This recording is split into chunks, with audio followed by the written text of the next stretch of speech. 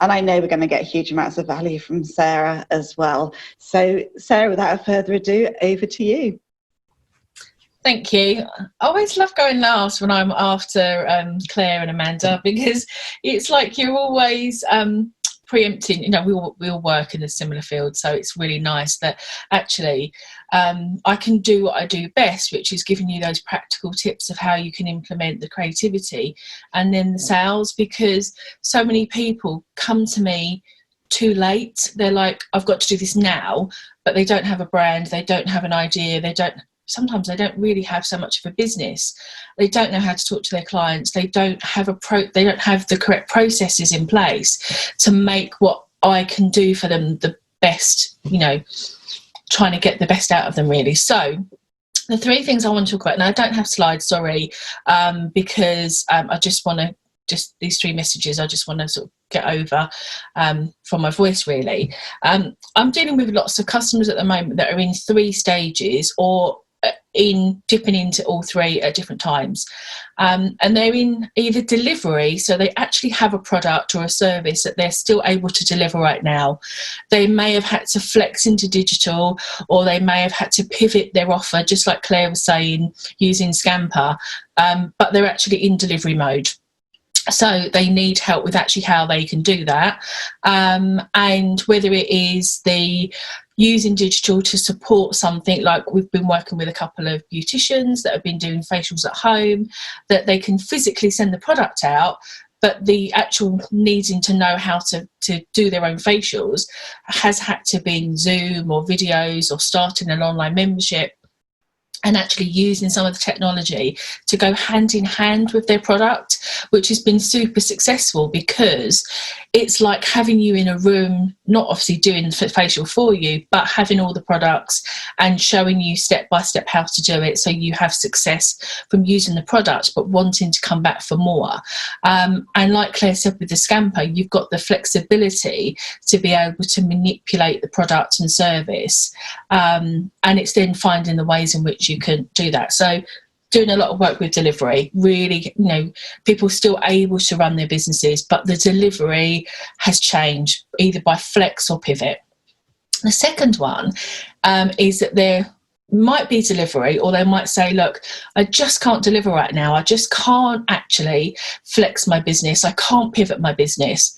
But do you know what? I'm going to go into ramp up mode. I know we're going to come out of this at some point, so now's my chance to actually work on ramp up. So is it that they are starting to build their pipelines? Are they sending out lead magnets? Are they being helpful, like Amanda's saying, giving up, you know, hooking them in with some really good information that's going to preempt that when they're ready to have their garden landscaped or whatever, that you're in the front of their mind all of the time.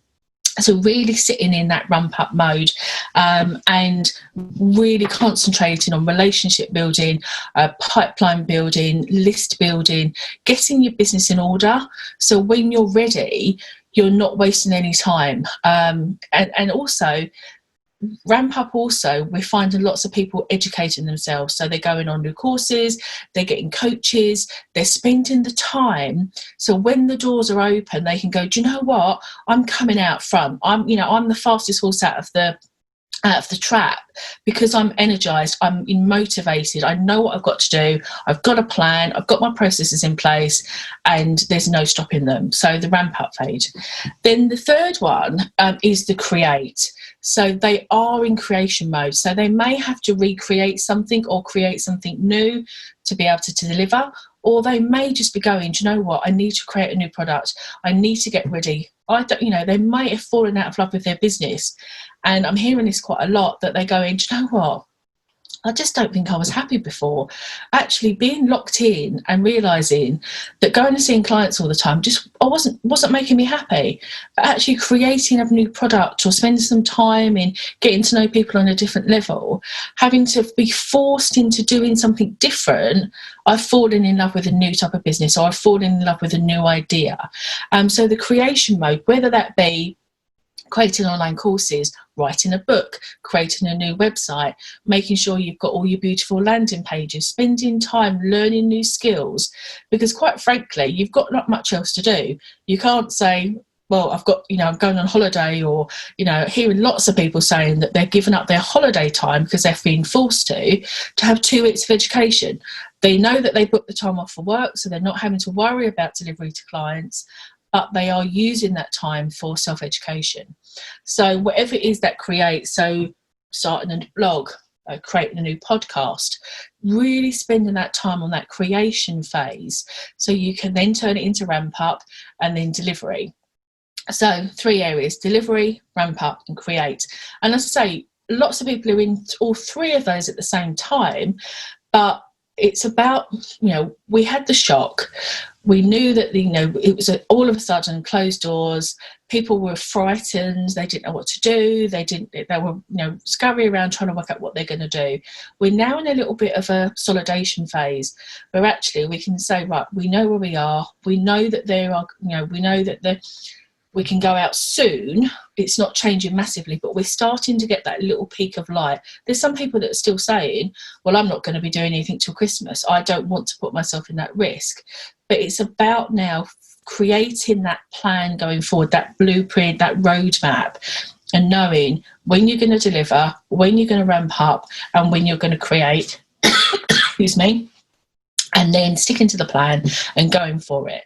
I did a webinar yesterday about MailChimp, and one of the things I said in the webinar yesterday was that we was always stopped by price, so the cost of things, and also technology. Both of those things are almost non-existent anymore when it comes to digital. You can open up a MailChimp account for free, and you can have a £14.99 MailChimp account that gives you websites, landing pages, e-commerce sites, surveys, sending out postcards, loads and loads of options now. And so we're in no better time to be in this situation than we are now with digital.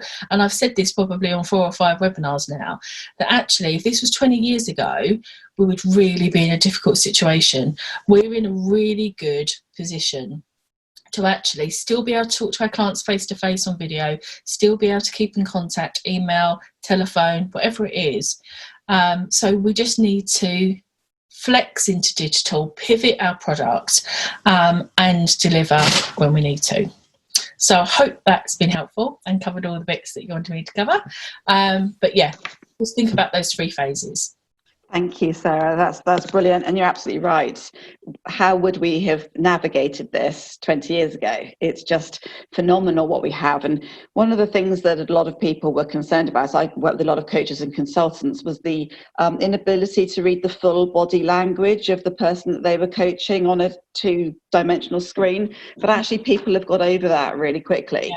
And I think the human brain adapts, doesn't it? So that our senses are heightened in certain aspects. So we're just looking at the facial expressions rather than the whole body. So Zoom is really, really working. So I have a quick question for you. What are you seeing as the future trends? Are there things that we should be aware of that we should actually be prioritizing in our learning at the moment? I think that I don't think we're ever going to go back to what we used to have. So, this whole new normal that is, you've been used a lot. I think the way in which economy will move forward from this will be really positive for flexible workers and the way in which people can work at home with children. And it's quite acceptable, actually, for a child to interrupt you, and people don't seem to mind. So I think that video is going to ramp up even more. I think with the launch of the new Facebook video, which could potentially cause a huge problem to Zoom, because you're going to now be able to do up to 50 people on one screen through Facebook Messenger and WhatsApp connections. That is it's coming out. It's already in Australia.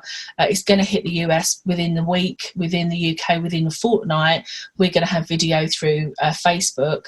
And then they're going to do share screen. So we're moving rapidly. Technology is moving forward really rapidly. So video is going to be even more important. Even down to, they're saying that you can now sell a product like QVC and buy straight on the screen through Facebook. So the way in which commerce is going to change, it's going to be very tangible. Like, I've got a product, would you like to buy it? Yes, click this button, buy, etc. the way in which we train. Open University are, really ramping up their offerings, reducing their prices, because they understand that actually more people have realised that actually you can go to a lecture anywhere in the world. Now, who says that you have to go to America to go and watch a lecture from a professor, whatever? Let's all do it via Zoom. I think our landscape and the world has got much, much smaller really, really quickly overnight. Yes, there is always going to be the real life-to-life touch. People are going to want to get back to that. No, there's no mistake in that. You can't go to the Grand Canyon on video and feel the smell and the air and the cold, and that's never going to change. But the way in which we experience some things are going to be better, and it's going to be more cost effective, and the delivery is going to be just as good as live. So that is the technology is going to change even more rapidly. What I fear is that some people might get left behind, that I think that the education and the support needs to go for the 60-year-old plus. And I'm sorry to bracket, because I know not everybody 60 plus is not technology sound, but I'm finding that there is a lot more that can be done to educate people, and I hope that continues to happen. But yeah, video. Okay, thank you, Sarah. Excellent.